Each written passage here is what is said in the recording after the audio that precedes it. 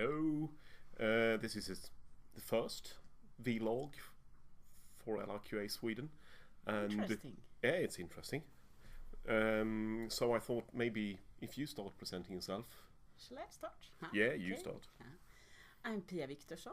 I'm working as a lead assessor, and especially for the automotive chain with ISO TS 16949, but also for ISO 9001 and ISO 14000.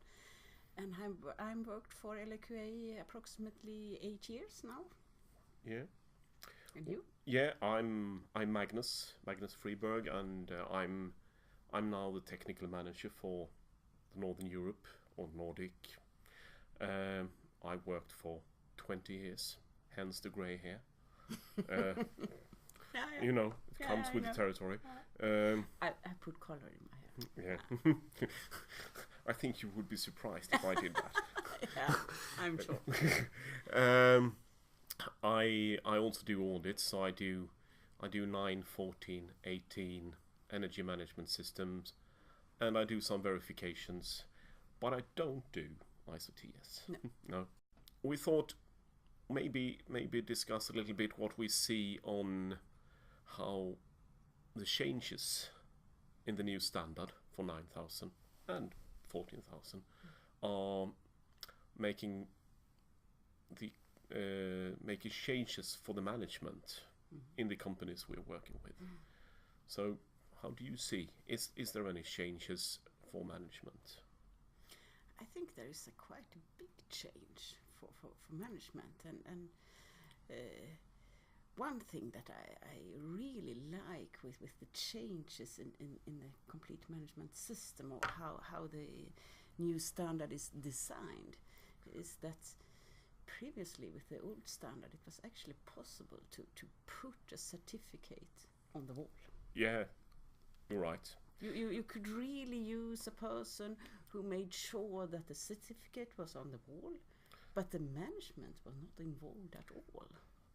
You mean these systems where you come out and ask a question and they say, "Oh, you mean the ISO binder?" And they take it out and they do like, exactly. Yeah, we worked with that. Yeah, I totally agree. I think that the new standard will exclude these companies a bit, or it will put them in a situation where they need to put a great effort in stepping up. I usually say that we have two types of clients, which is a bit over the top, but you can say you have people that have a system, and you have people or clients that have a certificate. And the ones who have a system, they don't have so far to go for the new standard because they have understood the concept. The ones who have a certificate, there is a journey for most of them to travel from just having the system to prove to assessors that they do things, to truly work with it. And in that case also to get their top management to understand that they need to work with this. Yeah, I think that as well, and I think there are quite a lot who already have a system. Yes, there is, absolutely. And for those, it will be easier to understand the new demands in the ISO 9001. But if we put this down to the actual things, what do you think? What do you see as the actual requirements there is on the management in the new standards? What is the step up that they need to? They really need to be in charge or responsible for the management system. You use the word management system. Yeah. Yeah. I think that's sort of the key to it. Yeah. It's not a quality system. No. It's not an environmental system. It's not a control system. It's a management system. It's the management's system. And that is the power of words, I think. Yeah, I think that as well. Because it's changed over the years. When I started, it was more of a control system, and now it's a management system. And that is also how we should audit. I think a little bit of our audits will change in focus from doing all the controls, which obviously need to be done, but there will be a much bigger emphasis on talking with management to get them to understand, or to understand if they understand. So yes, there is a change, and that's something that we will have to work with. And also that's the business that you work with has to really be a part of your management system. You can't exclude. No. You can't exclude finance. No, exactly. Finance is a part of your business, which you need to control. So you can't say that you don't include them because they are controlled by other accountants. Yeah. But no, they are a part of your business, which leads to one of the experience I had with a big company, and I was talking to the controller of this big company, and he asked me why that company needed us, and why do we need a management system. So I said, well, what you are controlling is the finance, making sure that all the figures comes in and that all your people delivers what they are supposed to do in finance way.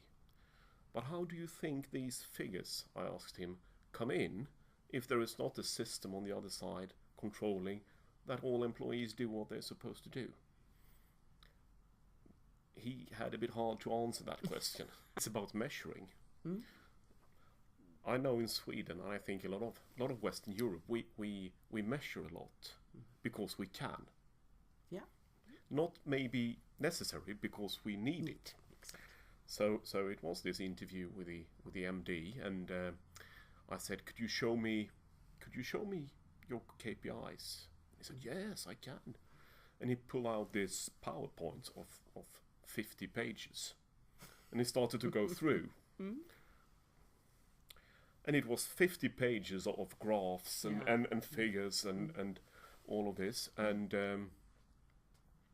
in the end, after 50 pages, I said to him, I know why US is going bad while the figures show it's going good. And he said, how? Well, you had this picture there, and you had this picture there, and you had this picture there. And if you combine these, it means that your hit rate is brilliant just because the salespeople have weeks to do the quotes. So all the figures looked nice, but combined, it looked bad. Yeah. And then he said to me, Magnus, I see what you mean.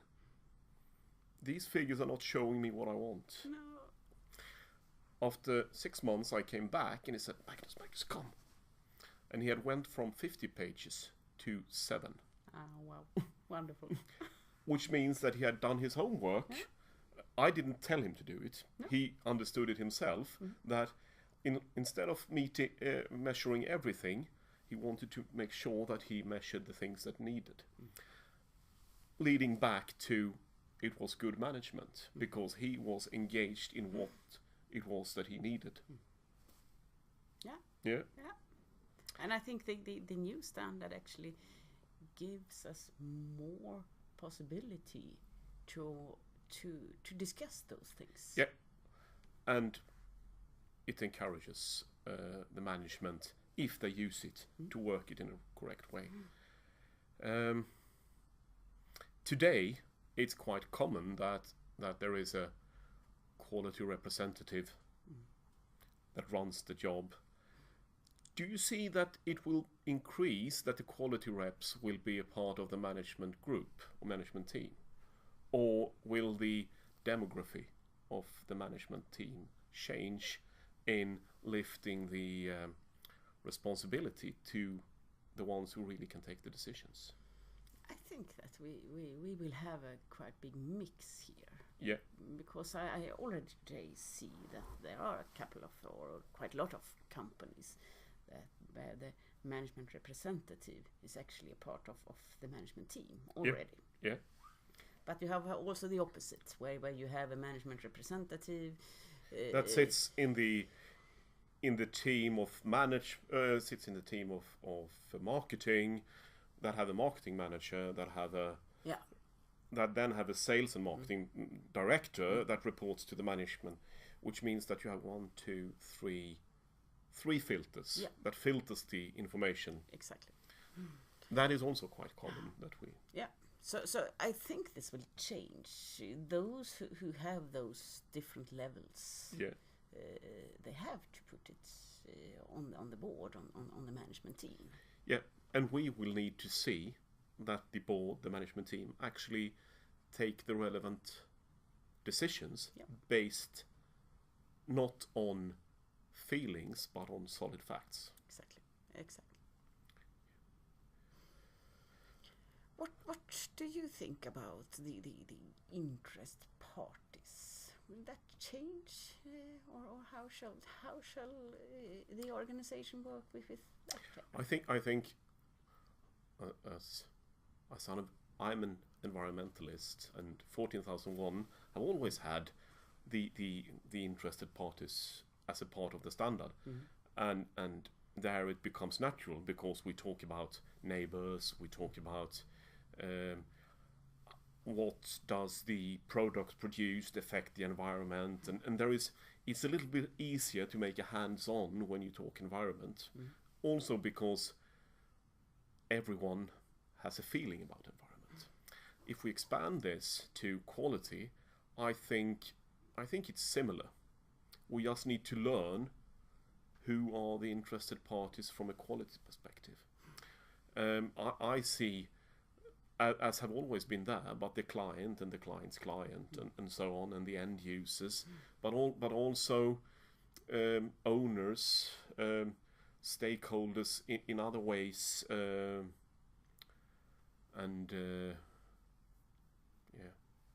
that sort of.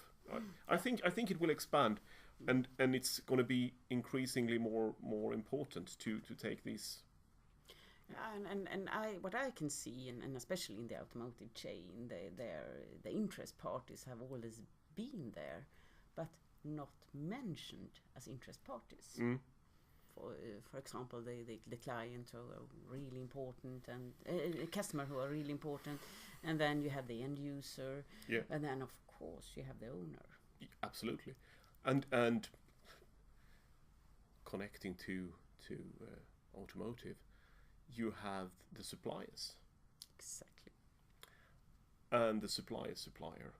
And there is a huge network of companies that are interested parties to the well-being of a bigger company, because otherwise they won't exist, or they will have struggles.